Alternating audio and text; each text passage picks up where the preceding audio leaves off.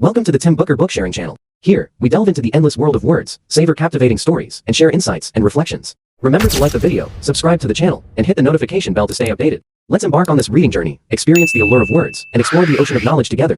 Today I'm going to interpret for you a book called Rise of the Rocket Girls, subtitled The Women Who Propelled Us, From Missiles to the Moon to Mars. The protagonists of this book are a group of women who sent early missiles into the sky, propelled rockets across the Pacific, and aided the United States in launching its first satellite. They were mathematical prodigies, referred to as human computers, and among the earliest computer programmers for NASA, the National Aeronautics and Space Administration. They were professional women working in the field of aerospace technology, leaving a significant mark in the history of human space exploration. Even today, the programs they authored continue to operate in space. The author of this book is Nathalia Holt. She was a researcher at Massachusetts General Hospital, MIT, and Harvard University.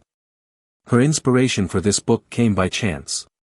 Naming her soon-to-be-born daughter Eleanor Frances, she entered this name into a search engine, discovering a historical figure named Eleanor Frances Helen, born in 1932, who was a scientist at NASA's Jet Propulsion Laboratory, JPL, a NASA subsidiary primarily engaged in exploring the solar system with unmanned spacecraft.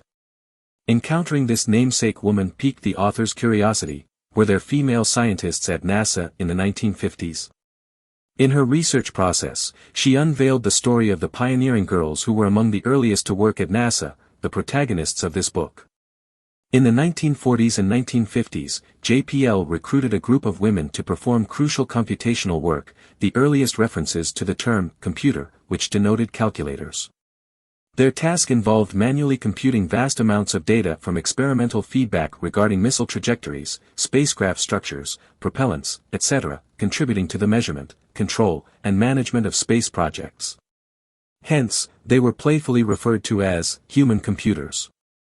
Today, let's delve into the stories of these remarkable women. I'll interpret this book in two parts. In the first part, we'll discuss their contributions to aerospace history and explore their journey in human space exploration.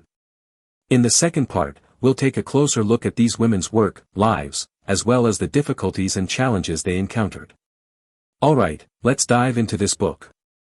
The story begins with a small group known as the Suicide Squad. In the 1940s, three boys passionate about science fiction and rockets formed this group. They tinkered with rockets at the California Institute of Technology, causing quite a stir on campus and earning the playful nickname, Suicide Squad. At that time, rockets were on the fringes of study. Aircraft relied on piston engines to rotate propellers, jet engine aircraft were in experimental stages, and rocket engines, even more complex, seemed like far-fetched ideas. When Frank, a key member of the Suicide Squad, sought advice on rocket matters from a professor, he was scolded, "You're a big fool. What you're trying to do is impossible. Rockets cannot function in space." Back then, attaching rockets to planes was considered science fiction, and it was widely believed that serious scientists and engineers wouldn't delve into rocketry. Yet, there were always dreamers eager to explore space, gradually drawing new members into their ranks. For instance, two California Institute of Technology graduate students joined the Suicide Squad, one of whom we know as Qian Shueson.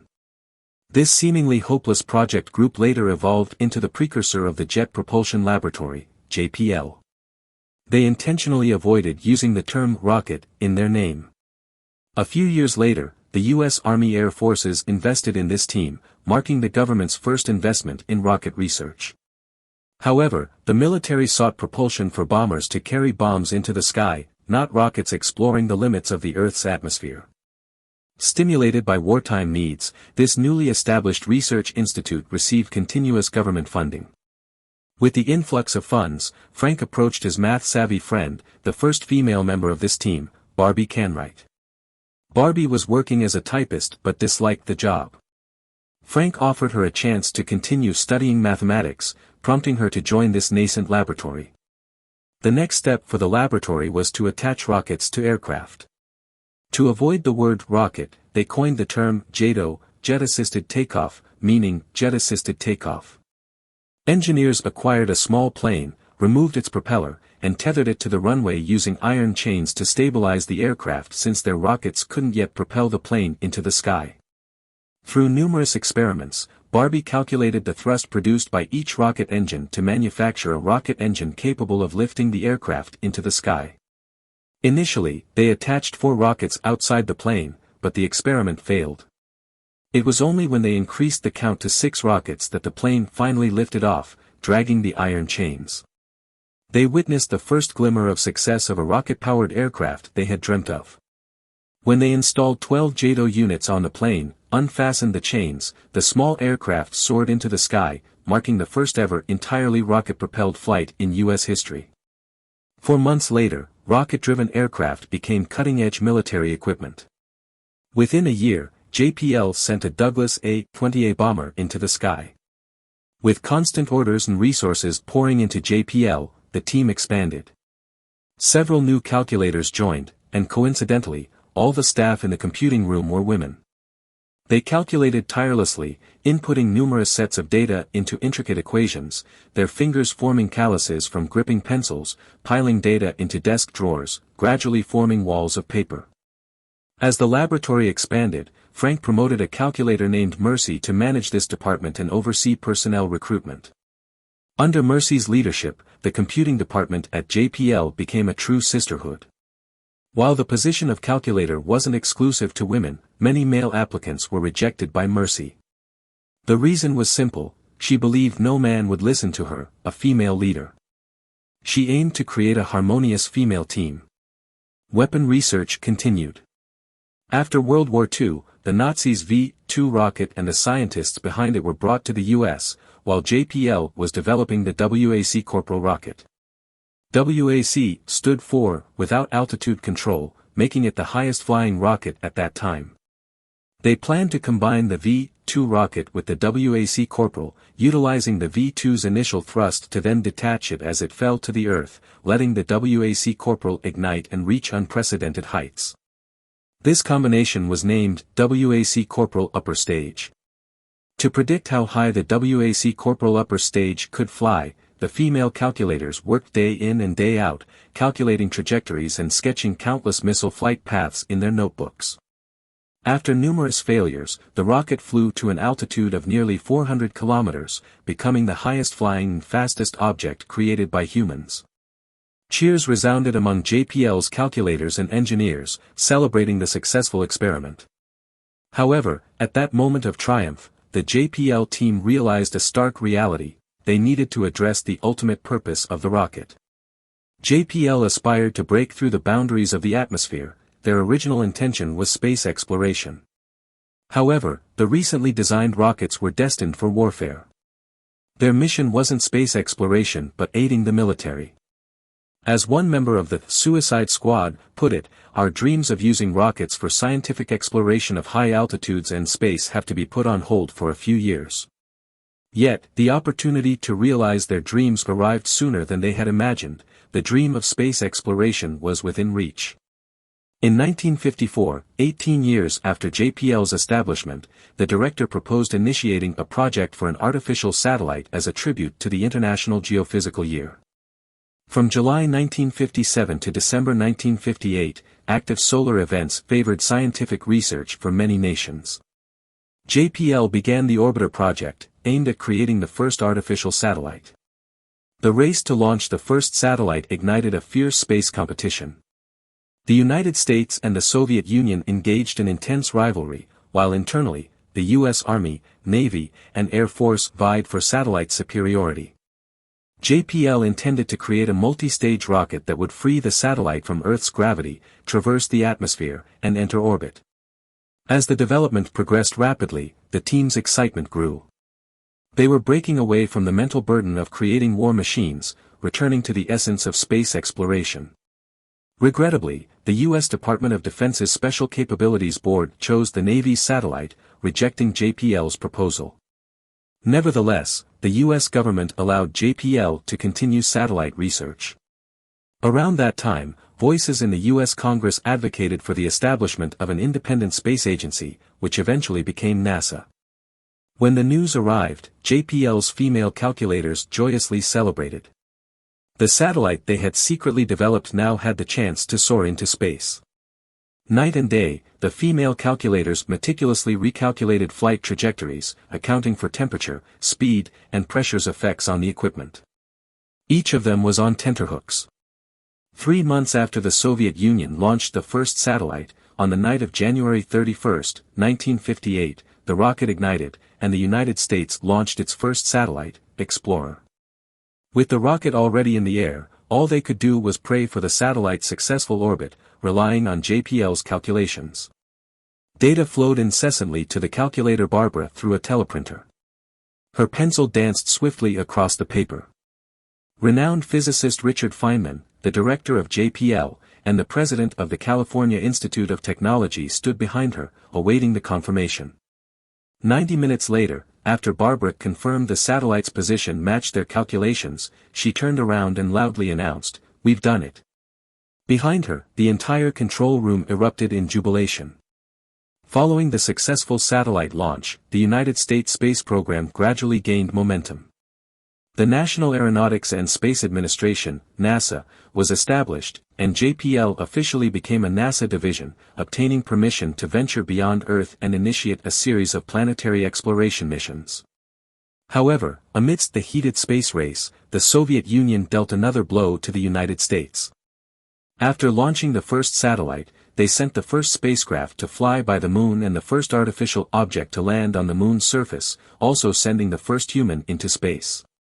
Consequently, the next phase of the space race centered on who would be the first to set foot on the Moon. The United States won this phase. In July 1969, 8 years after humans first entered space, Neil Armstrong and Buzz Aldrin became the first humans to step onto the Moon. The success of the giant leap for mankind encapsulated the efforts of the female calculators. The WAC Corporal Upper Stage, mentioned earlier, laid the groundwork for staged rocket technology. Without the female calculator's computations, it would have been impossible for it to reach the sky. Additionally, the unique propellant used in the Moon landings rocket was initially developed with the help of the female calculators. Following NASA's successful Moon landing, JPL was about to embark on its most ambitious project in history. This project faced setbacks and underwent multiple name changes, ultimately becoming the Voyager program. It was a rather romantic name. As the name implies, JPL intended to launch spacecraft into the solar system, enabling them to undertake a grand voyage, akin to a traveling frog, sending back countless unseen postcards to humanity. The proposal stemmed from a once-in-a-century opportunity. By the late 1970s, the planets of the solar system would align in a configuration that occurred every 176 years. Several planets would come into close proximity. Neptune, the farthest planet in the solar system, would usually take 30 years for a spacecraft to reach, but this alignment shortened the duration to 13 years. Like a hopping frog propelled by gravitational assists, the Voyagers traversed through space by utilizing the planet's gravitational pulls, one after another, Jupiter, then Saturn, propelled onward by Saturn's force toward Uranus, and finally reaching Neptune. The interstellar journey commenced. Laden with scientific instruments, cameras, and a gold-plated copper record designed by colleagues, the Voyager spacecraft embarked on its journey following the meticulously planned trajectory. The record contained sounds of the ocean, bird songs, greetings in 55 languages, and a 90-minute selection of music. During their cosmic exploration, the Voyager spacecraft unveiled many secrets. Many JPL staff resided within the laboratory, mesmerized by the tens of thousands of photographs sent back by the Voyagers. Jupiter's atmospheric colors resembled an impressionist painting. Colossal volcanoes on Jupiter's moons were sights humanity had never witnessed. The following year, the beautiful rings of Saturn also unveiled their mysterious veil. In 1989, 12 years after Voyager 2's launch, humanity received the final batch of photos from Neptune. The Voyager program covered a total distance of approximately 20 billion kilometers. This extensive journey revealed to humanity that Earth was the only planet in the solar system capable of sustaining life. However, JPL believed that if they could traverse all the planets of the solar system and venture close to unexplored galaxies, they might discover countless other planets capable of supporting life. By 2025, the spacecraft's batteries would be depleted, yet the silent Voyager would continue its forward journey. For the female calculators who participated in this mission, Voyager stood as their most beautiful and significant achievement. In the first part, we revisited the tasks accomplished by the female calculators in the process of space exploration. This also serves as a historical account of the development of the Jet Propulsion Laboratory and a chapter in the history of human space exploration. Next, let's take a microscopic look to understand the work and lives of these women. As mentioned earlier, the group of calculators was initially an all-female team, a deliberate choice made by their supervisor, Mercy. During the hiring process, the conditions were clear: they sought women with a knack and interest in mathematics, without any educational limitations. This opened the door for women who found it challenging to overcome educational barriers at that time. When hiring new recruits, Mercy often advised them, "Here, you must look like a girl, behave like a lady, think like a man, and work like a dog." Even after Mercy left, her successor Helen continued the tradition of hiring educated, mathematically inclined women with experience in computer science. This all-female team fostered an incredibly harmonious atmosphere. Their relationships were close-knit, they dined together, shared conversations, envisioned blueprints for space exploration, and discussed the limits of rockets. The strict confidentiality of their work also brought them closer. As one calculator described it, they were like a sorority, not just colleagues but each other's best friends. During breaks, they engaged in various activities, from JPL missile beauty contests to competitive calculation races, determining who could compute faster. Contestants received the same equations and drawing tools. The referee would call out, "Begin." The rhythmic clicking of calculators and crisp keyboard tapping would fill the room. Amidst the noise and laughter, the first girl to finish her calculations would claim victory. However, amid work and life, these women faced various challenges. Gender discrimination was an unavoidable issue in the workplace. Despite the calculators' comparable qualifications to male engineers, they were denied the title of engineer. Their work rarely received publication credit, and some male engineers sympathized with them. Yet, at that time, they believed engineering was inherently a man's domain. Furthermore, pregnancy was a serious issue. Most American women during that time chose to stay home as housewives after marriage. Barbara, a calculator, was dismissed twice due to pregnancy. Upon learning of her pregnancy, management informed her, "We cannot employ pregnant staff," despite Barbara's countless contributions to her work. Even for women who persisted in balancing childcare and work, they found themselves exhausted. One calculator once joked, "The real work starts when we get home." Despite these challenges, these women loved their work. Barbara, who had given birth twice, was invited back each time. Later, JPL made some accommodations for mothers, allowing them flexible work hours. Beyond the challenges brought by gender, the role of a calculator also carried immense responsibility. Apart from the early moral dilemma of creating weapons, the most immediate responsibility was safety during tests. If a calculator made an error during testing, it could lead to explosions and casualties. For instance, a calculator named Mary needed to compute the aperture size of a rocket nozzle, crucial in determining the thrust to drive the rocket upward. After handing over the test results to the engineers, she realized she had forgotten to square a number before submitting the outcome. The experiment had already begun, and an explosion was heard from the distance. Mary anxiously awaited the results. Fortunately, the accident caused no casualties.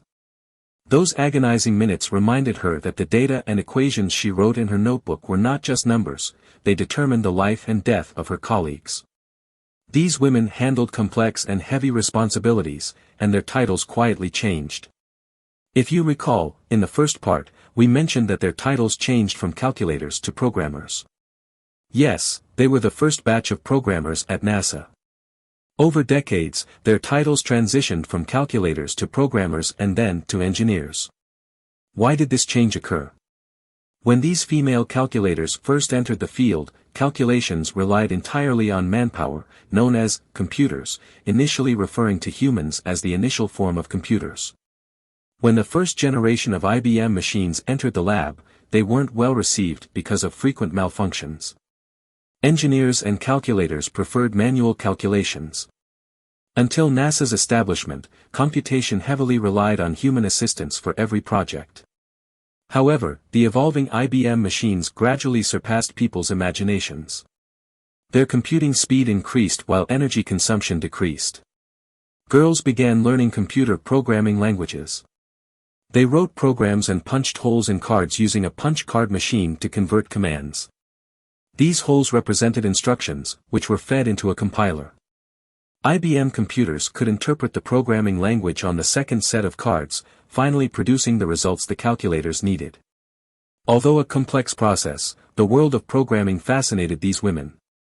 Around this time, concerns emerged that electronic computers might replace human job opportunities. JPL's telephone operators were massively laid off as new technology replaced thousands of operators. However, the content of the calculator job changed entirely. They quietly became the first batch of programmers at NASA. To these women, excelling in mathematics was no longer sufficient.